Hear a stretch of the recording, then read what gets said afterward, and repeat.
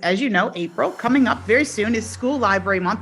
What better way to celebrate School Library Month than to promote what we do as librarians? And so there are very little things like compliment one of your librarian colleagues, or thank an administrator for supporting you and what you do in the library.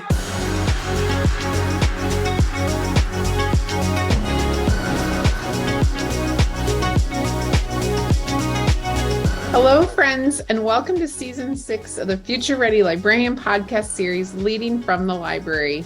This is a podcast for all librarians wherever you are in your journey. It is filled with amazing guests, important topics, and engaging conversations that will inspire, engage, and support all of us as future ready librarians. I am your host, Shannon McClintock Miller. I am the district teacher librarian at Van Meter Community School in Van Meter, Iowa, and I serve as the Future Ready Librarian spokesperson. I have the pleasure of working within my library and school community and also with others around the country and world through Future Ready Librarian events, conferences, consulting, writing, and more. I am so honored to bring these voices and the work of others to our podcast and to all of you. Today, I am so excited to welcome someone that I love watching what she does, and I follow her, and this is how this whole connection happened. But welcome, Kelly, to our podcast. I am so happy to have you here today. Thank you, Shannon, so much for the invitation. You are so welcome. And let's just start by having you introduce yourself and tell us a little bit about what you do in your background. Okay, I'm Kelly Passek. I am the librarian at Blacksburg Middle School in Blacksburg, Virginia. We are a rural school located in Southwest Virginia. We have an enrollment of about 900 students in grades 6 to 8. And this is my 11th year at the school, and I am the sole library employee at the school. I started my library employment journey way back in high school when I worked as a page in my neighborhood public library. I have some academic library experience. I moved from New York to Virginia to attend Virginia Tech, and I had an assistantship in the Newman Library there. And then I started at public school. And so I've been at the high school, the elementary, and now at the middle school library. I am also the lead librarian for the secondary libraries in my school system, and I am currently the president-elect of the Virginia Association of School Librarians. Hey, so many good things. So, well, because we have the best job in the world, right? Right? We do. We have the best job. And so you are also a rural school, and we are too. We're right outside of Des Moines. And so when you said that you served around 900 kids, is that what you said? Yes, that's right. Yeah. And we have almost 1,000 kids, or maybe a little bit over now. And I work with preschool to 12th grade in one building. And so I was reading some of the things that you wrote today and smiling because I have very similar kind of stories and connections when I was reading like the egg science classes and some of the things that I can't wait to share with everybody today. So I think that's awesome. One thing too that really sparked my attention, just to kind of talk about it first, was one day Kelly had posted, I think this is what you had posted, something about I would call it kind of an infographic that the Virginia Association of School Librarians put out, and it's called "What is a School Librarian?" And this is something that not only you can use in Virginia, but we can all use, because I think it's so important how it ties to the VAASL National School Library Standards. And so I would love for you just to talk about that and talk about the big, why that was created and how you use this within your state. Absolutely. So prior to taking the role of president-elect, I was the legislative chair, and I worked with my colleague, Kendall Lively, who was the advocacy chair. And what we had realized, which I'm sure that you realized too, is that so many people and so many stakeholders will say things like, I love the library. But when you have a conversation, you realize that sometimes don't know exactly what it is that we do. Some people still have that idea of a librarian who just simply reads books and checks out books to students all day. And we know that while that is a tremendously important part of what we do, it is by far from the only role that we take on. So what we decided to do for our Virginia librarians was to come up with a document, and we did it in the format similar to the AASL one-pagers. And so we worked with AASL, and we worked with our Department of Ed in Virginia to outline what we thought our 5 roles were. We are program manager, we are leaders, we are teachers, we are instructional partners, we do a lot of collaborations. And so we really just spelled out, the idea was a quick reference guide for the librarians to be able to have as a ready reference, so that when you needed to talk about your job or introduce your library, or just simply remind yourself of what you do all day, or what you excel at, and maybe some areas for improvement when you're writing those goals, this is the document. This is the document for you. And we made it so that it was easy to get talking points from. So when you have your principal meetings or your school board meetings, you've got information right there. And we also created a video that is published on YouTube that we would love for any library, not just in Virginia, to be able to use. And that video was designed to be the part that you share with your principals or your school board. Could you please watch this video and see exactly what we do as school librarians? I love that. I think that it's so important to have that, not only for, all of you within your state, but for anyone to be able to share. And that's one thing I love about us as librarians, is we're always advocating for our profession. And when I saw these things, that's what was just so inspiring. So I'm grateful and thankful that you're sharing that with all of us. It's really great. One other thing that sparked my attention as we were getting ready for today's conversation. Tell us a little bit about the Small Steps campaign. Sure. So the Small Steps campaign kind of came up at about the same time as we were developing the one-pager. So the question is, how do I, as a school librarian, I recognize that I have to advocate for myself and my profession. And I also recognize that I'm the only one in my building sometimes that really knows everything about what I do. How do I do that advocacy piece? And what if that's not really what I'm comfortable doing? What are some actions that I can take as a librarian to do that advocacy? And so again, Kendall Lively and I, working together for VAASL, came up with the idea of, well, let's really break it down. So we got our committees together, and we came up with what we called small steps. So things that you could do as a librarian, kind of just basic steps. And when we first started, we started over at the spring semester, and we said, well, this will be a 3-month activity. And so we'll concentrate on knowing who your legislator is, for example. We'll concentrate on writing a mission and vision statement for your library. And we really broke those down into their most basic points, so that week by week, if you were following along and taking just a little bit of time, you would come out at the very end having really understood what we do and how you can present it to other people.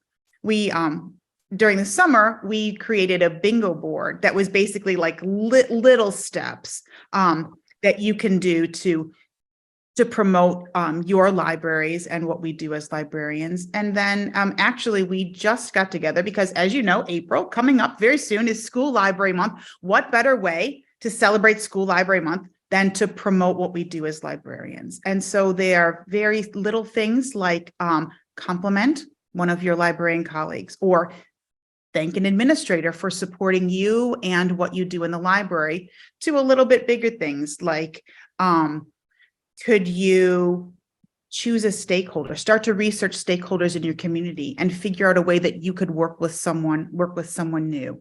So all levels, no matter what you're comfortable with. I love that. I think that That is something that I am excited to look at that more. And I love the idea of a bingo board. I think that's so much fun too. It's really And great. their prizes, right? So you can't help but participate. I love it. Another thing too, just looking over the things that I always love to ask like our guests, like things that they're doing and what they love to talk about. And Kelly, it looks like you have a great relationship with the people within your school. Can you tell us a little bit about the work and collaboration that you do within your school? Because I think that that's so inspiring as well. I have an amazing faculty and staff that I work with, and I love to collaborate.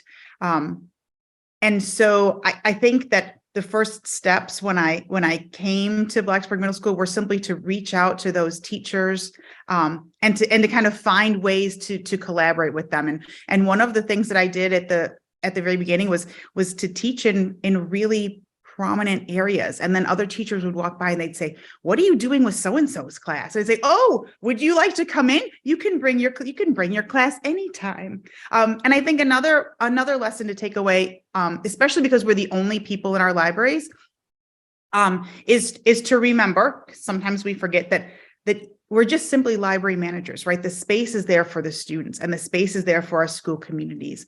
And so it's okay to kind of, my teachers, while I'm teaching class, are in charge of doing the book checkout because we have an open schedule. So while I'm teaching your class, I need you to do the book checkout for the kids that are coming in, or I need you to answer the research questions for the kids that are coming in, or to simply be the face of the library while that's going on. And so there's a lot of sharing of responsibility that goes on. And so some of that is teachers being super willing to step up, and then the librarian being super willing to say, it's okay if we make a mistake with the book checkout. It's okay if this happens. And so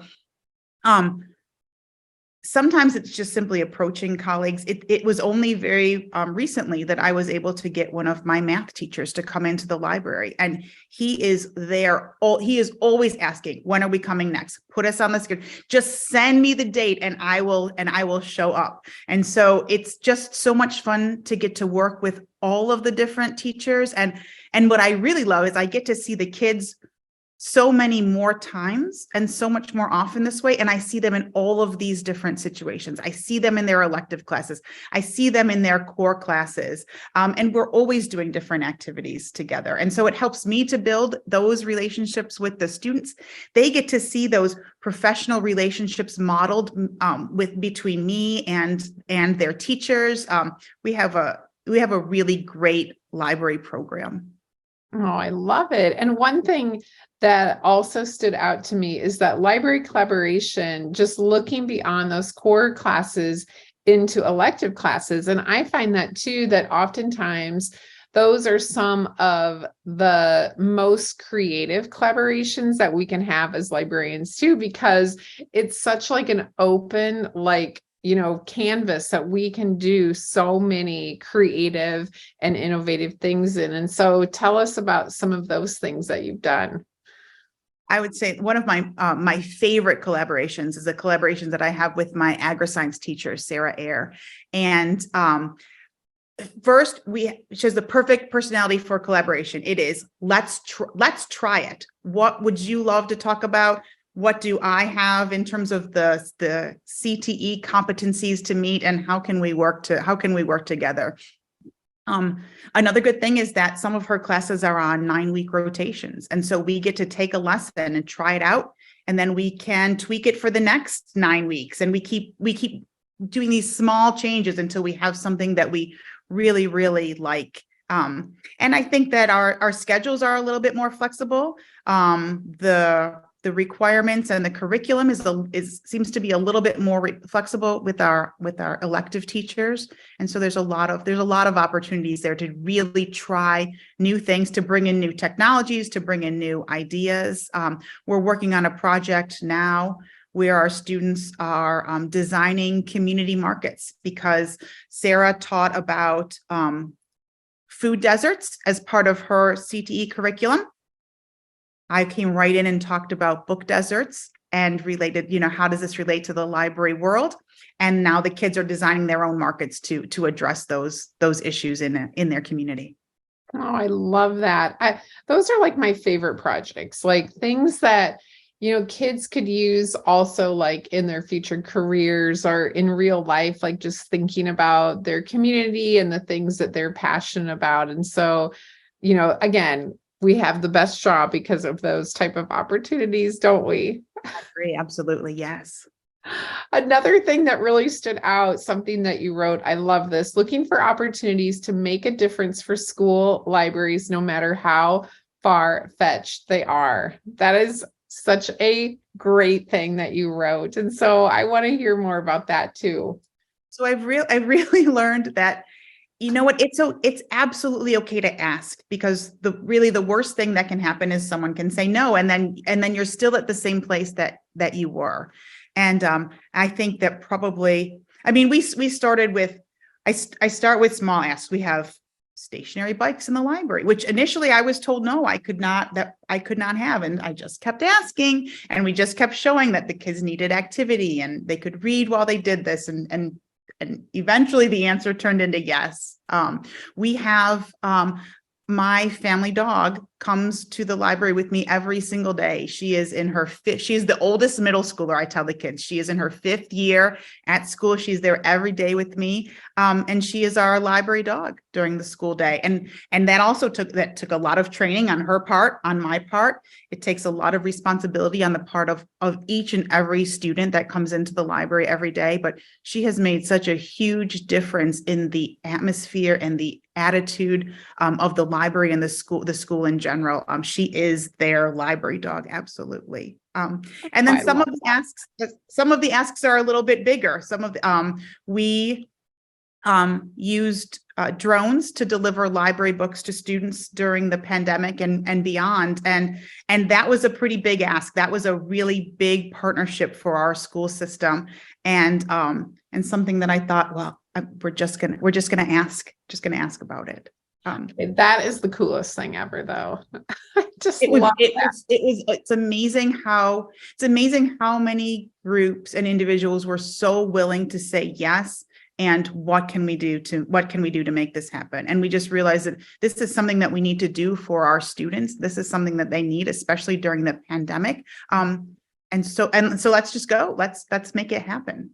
Oh, I love it. I just want to come to your library and I would visit love to and check it out. It's just absolutely. I think that one of the things that you'll notice about the library is that it is full of student art. And so people sometimes say, why don't you have books on the tops of the shelves? I'm like, well, I can't find them if they're up there. And second, like they can be in there. And then second, because it gives me all of this space to display all of the artwork that the students do. So our art teachers are tremendous. And so all of the projects that the students do, they'll bring down and they display on the shelves. And so that helps me too, because not only does the library look beautiful, it really is. The students can take ownership of that, and they will bring in their friends to show off their art that's on display in the library. That's probably one of my most favorite parts of our library, is all of the student art that rotates through. Oh, I love that. As people listen to all of your amazing ideas and all the advocacy work that you do, if you were to leave our listeners with like one little bit of advice on just how to get started, maybe they're new in their library, or maybe this is something that is new to them to be able to advocate for themselves within their library and their community, what would you tell people that are listening? I think I would tell people to, first, librarians are an amazing group as a collective. And so there are always people that are willing to give ideas or to be a sounding board. I'm going to say, if I could pick the most basic thing that you can do, is to go stand out in your hallway during class change. Just go stand out there and greet those students as they go by. They are familiar with you. You get to know them. And then they get to come in. If you can prop those library doors open, prop those doors open and make it very clear to students that they are so welcome to come to the library. And then extend that invitation to teachers. You really just need that one teacher that says yes to that one collaboration. And once that happens, you can use that to promote your library and collaborations, in such a great degree. You don't have, when we talk about advocacy, I mean, we can certainly talk about advocacy at all different levels, right? And we can talk about how you could go to your legislators and why that's so important to, how do you talk to your school board? But if that's not something that you're comfortable with, there is absolutely local level advocacy that you can do to let people know how essential library services are to our students. Yeah, I love that. It's so important. And it's all about the relationships, right? Like so many things spark as your library grows, and also gives you confidence when you have those relationships with your kids and your teachers and your administrators. Like that confidence grows too. And it's obvious all the things that you have done make such a difference in your library. I have a fun story. That's something that I learned just yesterday. I have 5 elementary schools that feed into my middle school. And one of our elementary librarians, Rhonda Birch, had messaged me and she said, I always talk to my 5th graders about what's going to happen at the middle school, what you're going to see in the middle school library. She said, but can I just come and visit you and actually see what happens? And so she spent the entire day with me yesterday. We worked together. First time I had a colleague at the library. It was absolutely amazing for me, but it was like I brought a rock star to the library. Her elementary school students, these are mostly 6th and 7th and 8th graders now, that had her all through elementary school. I had 2 students in tears when they saw her standing in the hallway. Shannon, I could not believe. So even though you're going to leave those students and they're going to move on, they remember all that we have done for them, and they remember as fondly of us as we do of them. So really, I can't even give you a better example of that importance of relationship building than what I just saw yesterday at my own school. That's so cool. Well, and we have such an impact that's different than a lot of people in communities because we get to have impact on every single student. We get to see them, we get to work with them in the library, in their classrooms, and see them in the hallways. And so those relationships to our kids are just as important to them, or if more so than they are even to us. And I see those little things happen all the time within my school. And it's those little things that make a huge difference to our kids. And so having your door open and being in the hallway and being present for them. I love that you have a dog. Like those little things are just such a great way to build those relationships and that advocacy. And so I'm so grateful that you shared all these ideas with me and with our listeners today. Well, thank you so much. And as much as many ideas as I can share, I get ideas also shared from all of us. So I really appreciate the librarian community because we really are so friendly and so willing to share ideas and to help one another to become better librarians. And we know we do it always just for our students. I know, we're lucky, aren't we? We are. Who else gets to see the students grow year to year for so many years? We are often the only person in the building that gets to have that relationship with our students. Yeah. And that's something that being in a school where I have preschool to 12th grade, my son, I've had him ever since, he was in kindergarten. He graduates now in just a few weeks, and to see those kids and to know that impact. And we even have students now at our school that were students at our school that are now even teachers. Our assistant dean or principal is one of our old students. We have, kids that were in our school and now they're having kids in kindergarten and 1st grade. And And that's pretty cool too, because they do remember those things. And oftentimes for kids, as you know, looking at their teachers and looking at their librarians, it's just those little things that we need to give us this inspiration and ideas to be the best we can as librarians and teachers. So I love Absolutely. that. I love that. Well, thank you so much, Kelly, for joining us today. I just really appreciate it and just so inspiring to hear your story. Thank you so much for having me. You'll be able to find her information attached to this podcast, along with the amazing resources. I'll make sure there is a link to the infographic and also to the video that the Virginia Association of School Librarians did. I think it's something that everybody will love and that you can use as well. There'll also be a certificate of professional development that you can download and fill out to use. As always, thank you to all of our listeners for joining us for this episode of the Future Ready Librarian podcast series, Leading from the Library. And a very special thank you to our sponsors, Follett. You make a difference in our library, schools, and within our lives and that of our students every day. We appreciate everything that you do. I hope you can take what you learned in today's podcast and put it to use within your practice as a future ready librarian. Until next time, friends, keep finding ways to lead within and from your library.